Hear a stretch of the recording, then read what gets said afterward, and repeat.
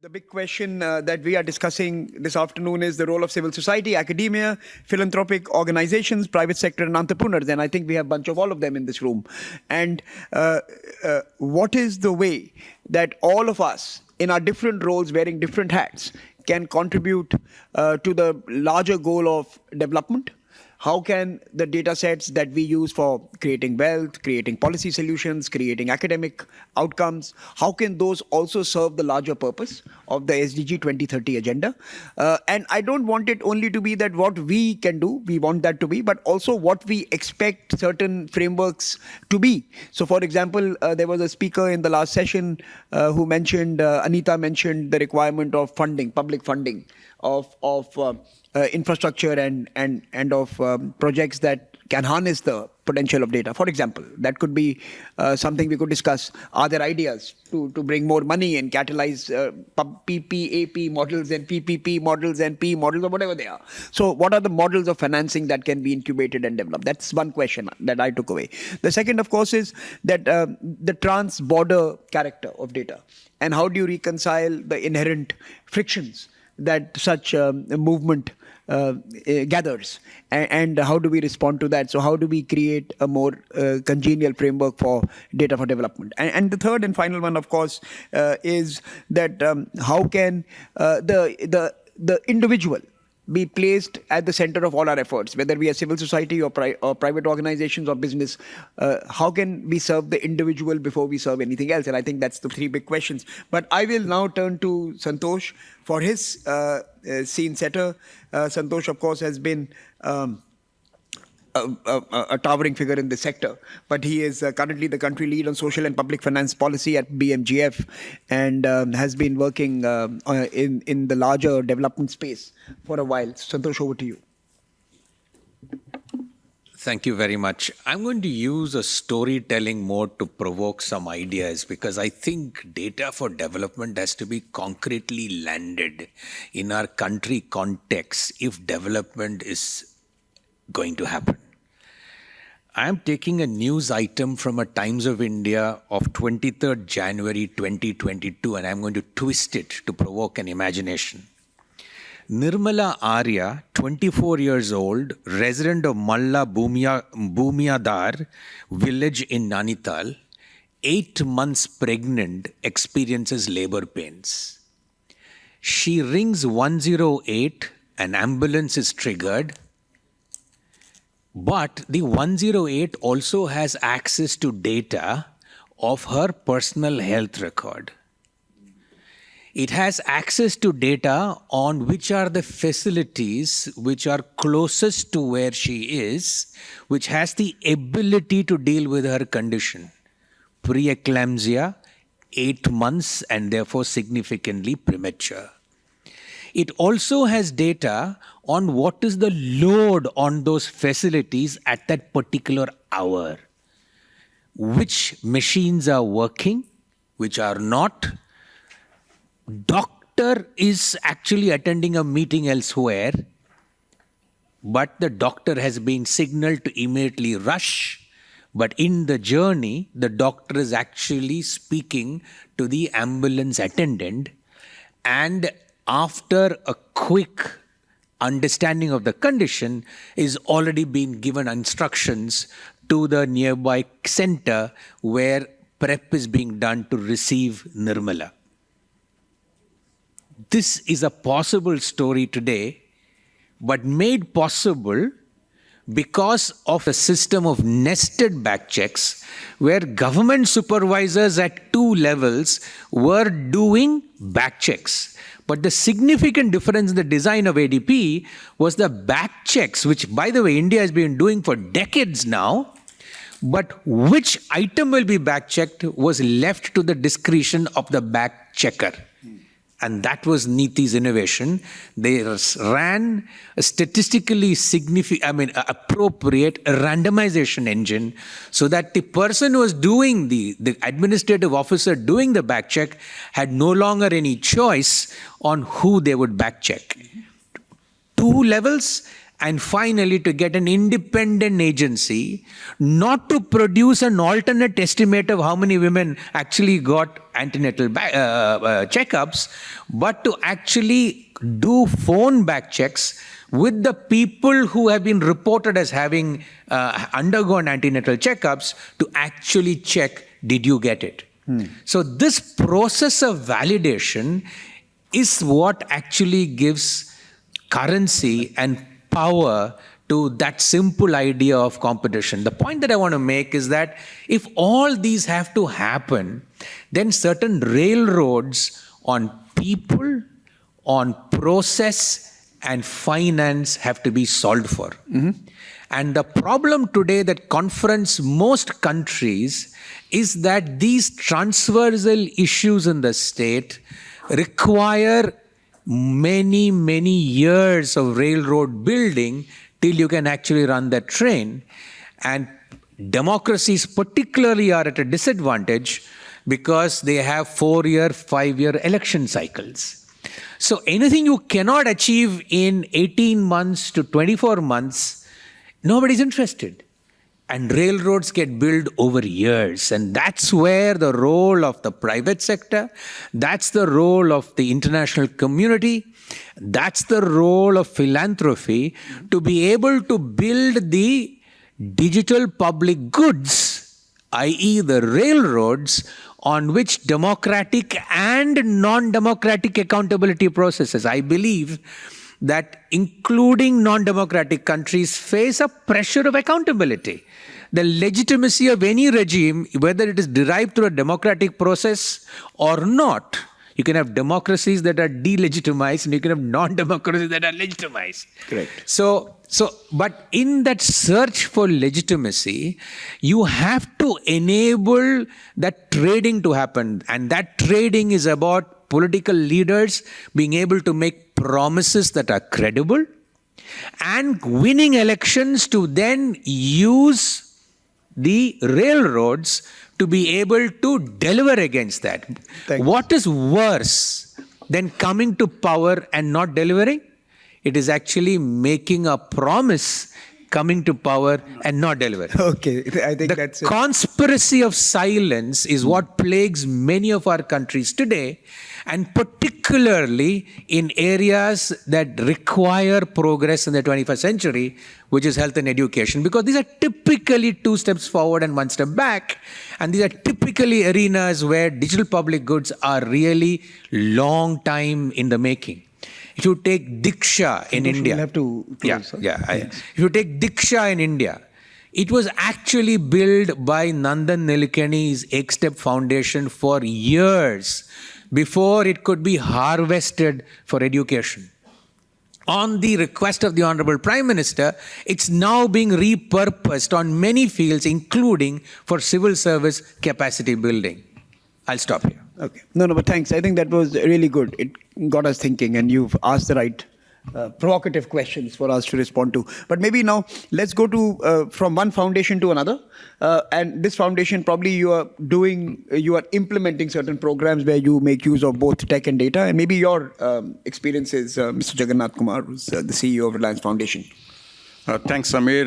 And on the back of Dr. Matthew's introduction, I just want to share one of the things that we are currently doing, just to use that as an example to illustrate what are the real challenges in terms of addressing or using this data for development. As we speak, in fact, our teams are working in Assam, Kachar district, on assessing hazard vulnerability. As all of you know, Assam is prone to frequent floods and heavy floods. Kachar district is one of the more vulnerable districts there. So when the team went in there to understand what are the reasons why for so many years these are not addressed, and why is there no adequate disaster risk reduction effort there. So, one of the important things that we found was, while there is a lot of geospatial data that was available, which we are using the GIS systems, that was easy to put together, the entire geospatial data, thanks to the satellites and various other remote sensing technologies that we have access to. But what is the challenge there in terms of building that multi-layered hazard risk reduction measure was the non-geospatial data. Example of a non-geospatial data is, for example, the demographics. In terms of who are the people living there, what are their livelihoods, what kind of houses they have, what are the institutional mechanisms that exist there. While the data might be there in different places, but that was not readily available for putting together a risk reduction plan there. So what is the next step? Then our people have to go down to the houses, literally, and understand each of these things, collect this data, and superimpose that along with the geospatial data that is otherwise available easily, using all the technology that India has developed, including the remote sensing technologies. Now, what does it tell us? That while we have progressed a lot on the technological front, but at micro level, we are still struggling to put together the risk reduction measures in saving the lives and livelihoods of the people because of missing data that is required for fulfilling that requirement. Does it mean that the data is not otherwise available? It is available in multiple places. So what does it need us to do? It is about making sure that available data is harvested. The word harvested was used. And first of all, for that, we need to also figure out where the data is available. Is it relevant today? Is it accurate? Is it harmonized? There was a mention of NDAPs by Mr. Amitabh Kant. So we need to get this data is collected at different points of time. People would have migrated from one place to another and so on. But then how do we get this? So this is where the next point is about collection of data and bringing these people into the mainstream by giving access using digital technologies. There is a digital divide that exists in these communities because of which they are not part of your metadata platforms that exist. Metadata, macrodata, microdata, these are all the things that are required for building development solutions. So how do we bring, businesses are using it very well in their businesses. How do we bring this to the grassroots in terms of using all these metadata, microdata, and macrodata? And for that, important missing piece is the access to the digital technologies at micro level. I think that is one area that all of us have to do. As philanthropic organizations, as foundations, we are trying to bridge that gap to the extent that we go to the grassroots and get these things and superimpose these things. But at a national level, we still need to do some work on that. Thank you. Thank you, Mr. Jagannath Kumar. Let me turn to Neera Nandi, founder of Dasra now. And ma'am, your thoughts on this big question of data for development? Yeah, I mean, I want to take a different spin on this, just given our work on the last 23 years with Dasra, where we're really at the intersection of where there's philanthropy, there's civil society, government, and the private sector. And I think both the comments before are very much a top-down. And what we are really trying to push for is how do you have data empowerment? If we can throw that word out there and talk a bit about what does it mean for the community to have data in their hands, to then ask for their entitlements, for them to understand where they are and what they deserve, rather than data simply being used for government and policy. I think there's a lot more power around this and power around how the communities can recognize this. So we've actually launched something called Data for Good with Bloomberg, with Societal Platform, Nandan's platform, as well as Stanford, to really bring data empowerment to help the civil society realize that as you collect data, it's not to report to philanthropy.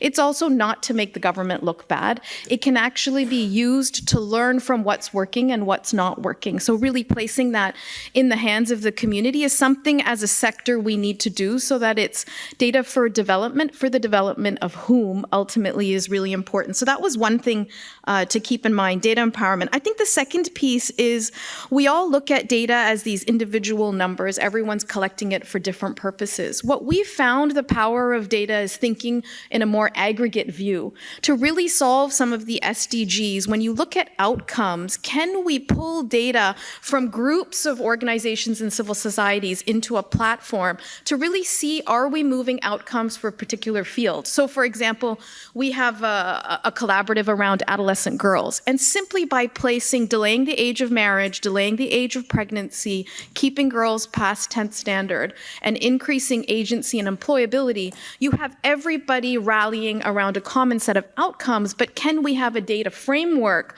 for some of these outcomes can be a very powerful development tool.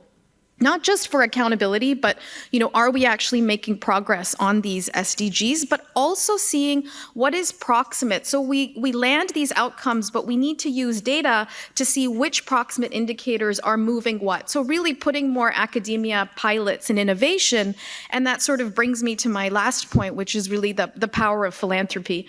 So we've now really launched a network called Giving Pie, and we're seeing the power of families to enter in. So you have large institutional funders like Gates, right? You have CSR foundations like Reliance, but there's something that families can really participate in philanthropy, which is going to those dark, invisible places and making some of that data come alive. We're very keen to encourage families to really participate in unleashing some of this data. And my last point, Samir, I really want to push, I know you said, what about the trans-border global peace? I think the power, at least for India, as well as other development countries, will be the more you can localize, the more powerful that data will be. Okay.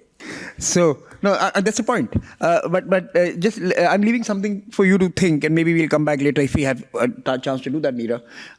Can we scale this ambition of community data solving individuals' needs, aspirations, and challenges unless we can bring commercial capital into it as well? Or are you going to rely on families and philanthropy itself? So if you have a quick answer, you can.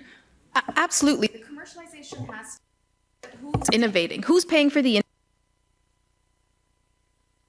is the piece here. Okay. Let me move to Madhav. Madhav, you want to come in? World Resources Institute? Yeah, so just, for us, we mostly try to support, urban infrastructure, public infrastructure decisions, right? And just going to spend another $1 trillion. And the power of maps that we have seen help shape discussions, with, especially when it's across departments, that kind of, so the power, I'll give you 2 examples. One is this solarization of basically healthcare centers that we've been doing in Jharkhand. And as soon as we were able to show to prioritize which healthcare centers should be solarized first, which were further away from the grid, etc. Just putting that map in place just made it very, very easy to sort of have so we built an energy explorer now, which, you can sort of build more layers into it. But this is one example of how, how you can localizing data can help improve policy. The other thing that we saw in Mumbai, for example, we were really supporting the Mumbai Climate Action Plan, and we showed how, neighboring, like next neighborhoods, like Dharavi and Matunga had a 7-degree difference in temperature, right? And now you can with Landsat, you can very clearly pinpoint the fact that, you can get local. But it's simply because of the lack of availability of green cover, right? And across Mumbai, we are saying 6 degrees today, when you are getting to 42 degrees, after 42 degrees, human productivity really declines. This heat island effect of 6 degrees has severe implications, right? And today, so just to give you, so the point is that the power of maps and with open source geospatial data is really powerful and really moves a lot of these government policies and programs to what we are now calling strategic spatial planning, right? So using maps to moving policies and programs to strategic spatial planning. Now the question is, how do you institutionalize it, right?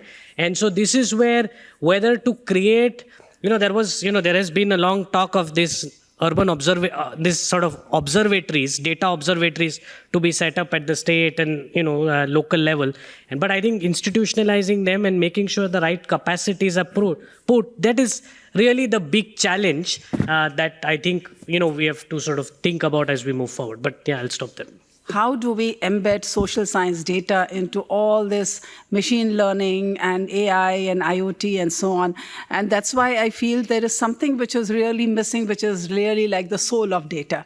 And that happens because we are not really taking a very multidisciplinary approach, which I guess is not just imperative because NEP 2020 tells us, but because science demands it and social issues and problems demand a multidisciplinary approach. So I would really want us to look at, even when we chase broad indicators which are very easy to measure, for example, maternal mortality or infant deaths and so on, but the why question doesn't get answered. Why is this happening and so on? And therefore, let us look at those aspects which are not so easy to measure but are very important. For example, what do we mean by when we keep saying a lot about resilience?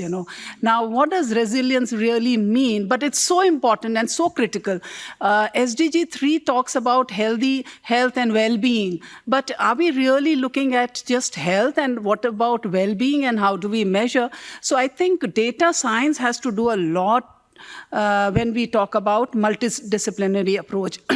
The other thing I would say is that for a lot of the developing economies and the global south, countries in the global south, the quality of data, I think, is something which we also should be very much concerned about. And that's why the role of academia, I think, is that, what are we doing in order to train researchers to really produce the kind of data India needs and the global south needs. And I would want us to clearly look at the role of academia.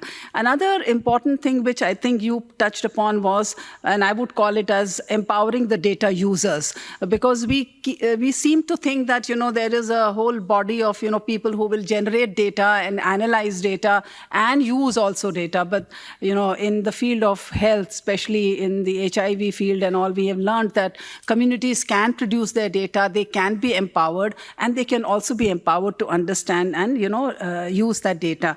And finally, I would say that two more points. One is that we are collecting data at a very macro level at times, but we are not collecting data at the sub-district level.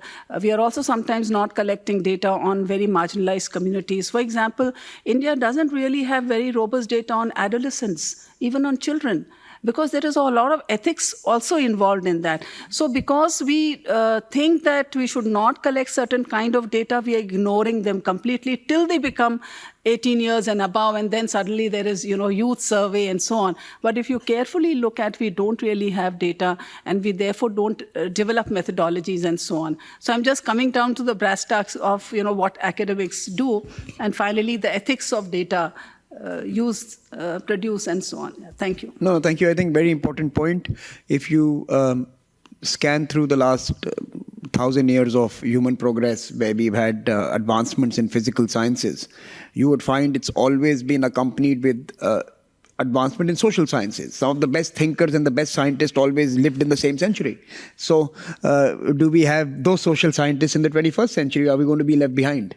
So is innovation outpacing social sciences? That's a very fundamental question, and I think that's what their ethics and individuals come into the framework. If mathematicians and coders are going to define the world, I'm glad I've done my 5 decades already. Okay, so we are going to open it up for all of you to come in, like I had promised. How are you thinking about data for development? Is development now a business model? When venture capitalists are building their theses into investing into companies, especially the early stage, the development of a data layer, whether it's through artificial intelligence, machine learning, on top of a actual product, a physical product. So for example, through our family office, we're actually investing in climate technologies. So electric mobility, battery technology, sort of recycling, solar, renewables. And while there is a physical product and a CapEx layer, there is a huge amount of data and programming that goes into actually scaling up map these businesses, to sort of monitor them remotely. So, for example, we're looking at companies that have sort of got solar EPC installations, but are using artificial intelligence to actually monitor the efficiency of these panels, and to be able to use drone technology as well to make sure that there's the precision in basically the installation and also the performance of these assets. So I think, and there was a lot of discussion earlier in the panels about geospatial data and sort of monitoring from sort of risk intelligence, and we're seeing that a lot in the climate space as well. So in predicting weather, forecasting, and then also agricultural patterns as well. So I think it's becoming very much a big feature in overlaying existing products, existing hardware products, and making sure that we have those capacities to scale up businesses. And put this layer together, would these businesses be, as someone was mentioning, would they be ring fencing this layer for their own business success? Or do you think there is a case to be made for certain public goods to be delivered through this data layer that has largely been acquired while setting up the business?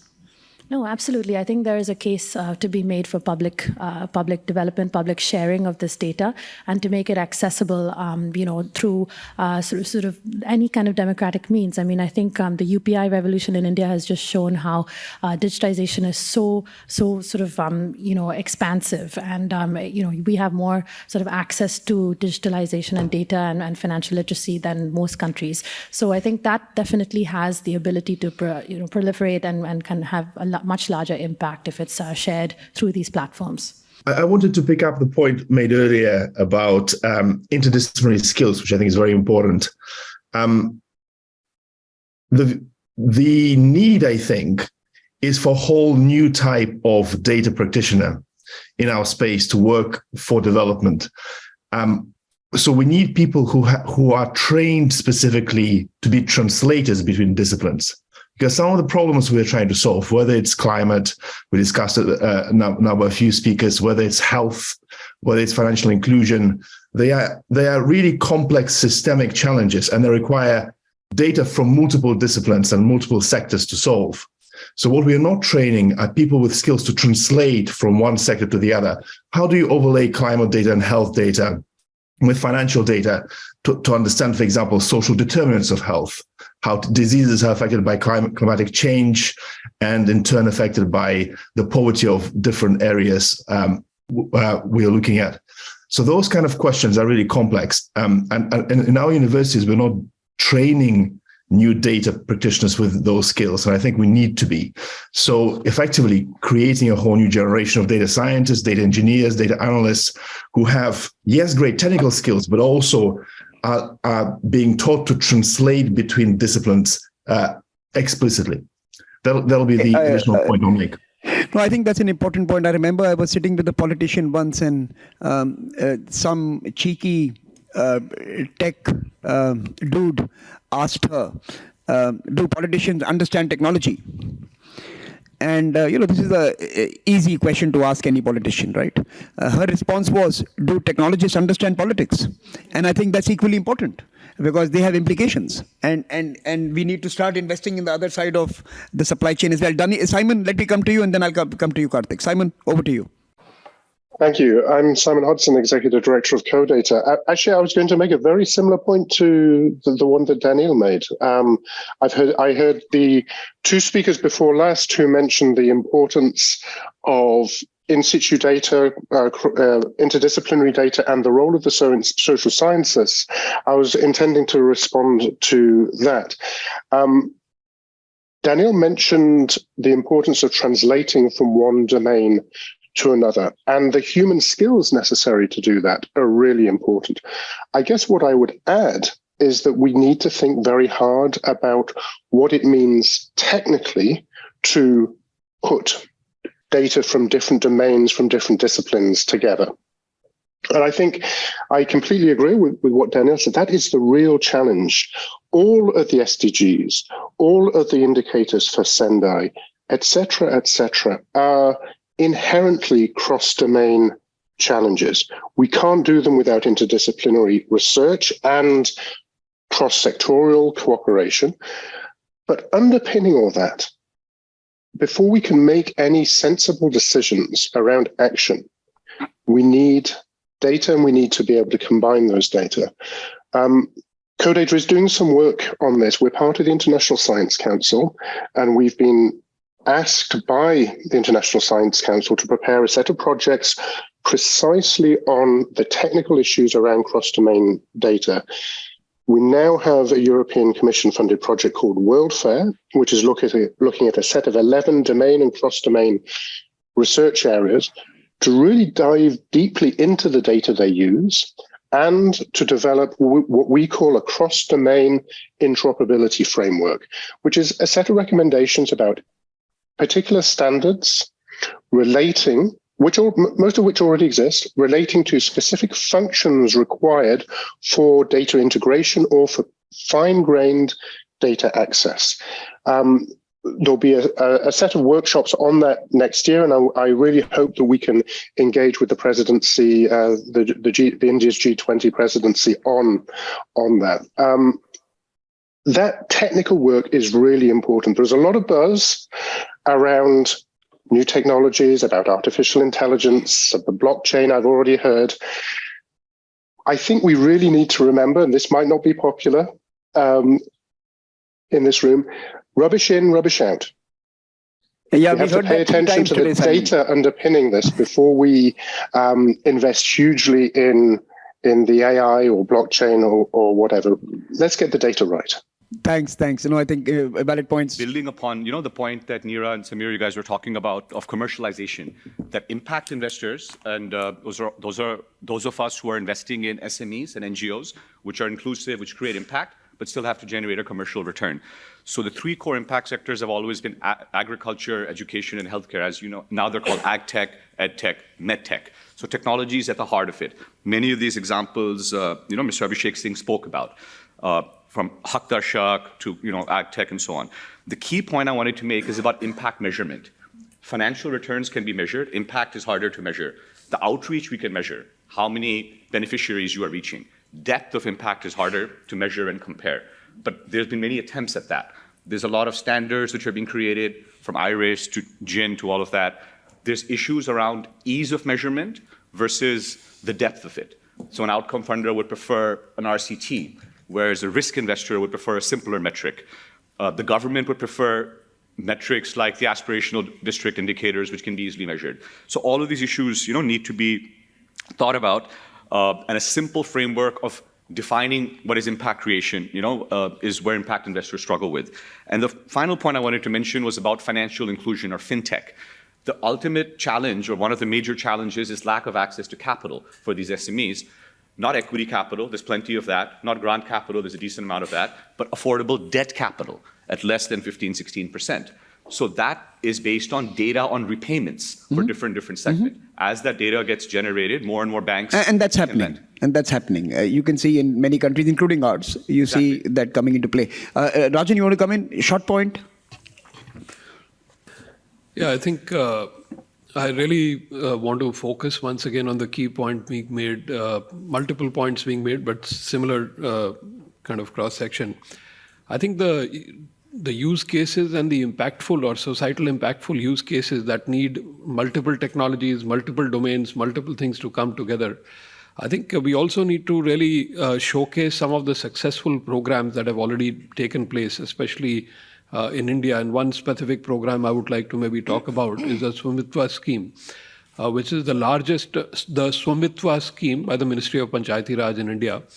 It's the largest drone-based project in the world, mapping almost more than 650,000 villages in a matter of a few years. And all the data that is being gathered there, it's already helping solve multiple problems for the 900 million plus rural households by giving them property card, which they never had. And I think 600 million plus property cards have already been issued in a matter of a year and a half. But I think going forward, all the data that is available there, how do you leverage that for multiple other capabilities?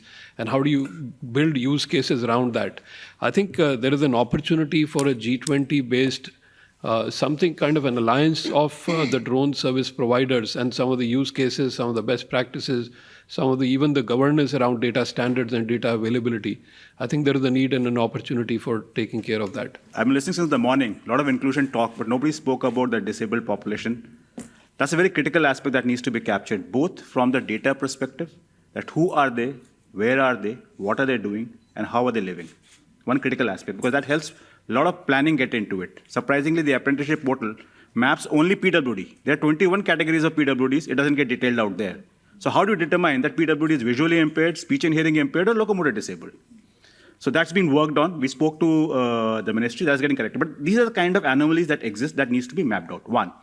Second is, Sir mentioned about the accessibility of the data. Apart from the financial cost and the digital instrument equipment available for the person to access the data, even if the equipment is available, how is it made accessible for the differently abled person? That also needs to be considered when you are having the data in place. Otherwise, it doesn't serve the purpose. That's all. Thank you. Ambika, last word. Short. Actually, he said most of everything I was going to say is that you can't measure impact, depth of impact, if you don't have desegregated data when it comes to gender, when it comes to different kinds of communities, disabled communities, or when we talk of a country like India, various different groups that make up India. So I think this desegregated data is really important when we talk about this, when we have this kind of conversation. So, I think we've had a wonderful conversation. Lots of questions, very few answers. You want to come in, ma'am? Short. Yeah, I can't say no to you. 60 seconds. Okay, everyone has talked of data, harvesting data, policy design to achieve desired outcomes.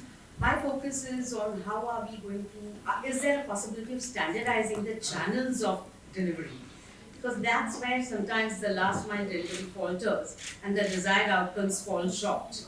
So are we looking at some kind of a standardization of these channels? Essentially what I'm talking about is plumbing part of the pipes. Okay.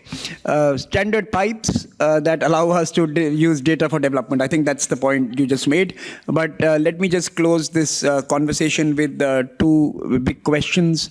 Number one, can we create a framework that allows us to channel large amounts of capabilities, and I'm not talking about money, I'm talking about capabilities, whether it's the human capability that Simon and Daniil spoke about, whether it is investments in data sets that you spoke about, community data sets, and how do you bring more focus onto it, or, by the way, even to allow the private sector to use the layers they are creating of data to serve public good. So can we create frameworks that would allow for this? I think that's the first big question. But I think equally important is what Santosh said right in the beginning, and perhaps Jagannath also alluded to in his intervention, that we could imagine the digital world to be near perfect, and you kind of described it. But eventually, is the physical world keeping up? So are we investing in education, in human capabilities, in human talent that has to run with the digital pipes that might be operating in a different ecosystem completely? So investing in humans becomes as important as investing in technology. Otherwise, we will not find that ambulance that we require one day. And I think that's a good point to close this conversation. Thank you all for joining us. Please applaud the panelists for speaking to us.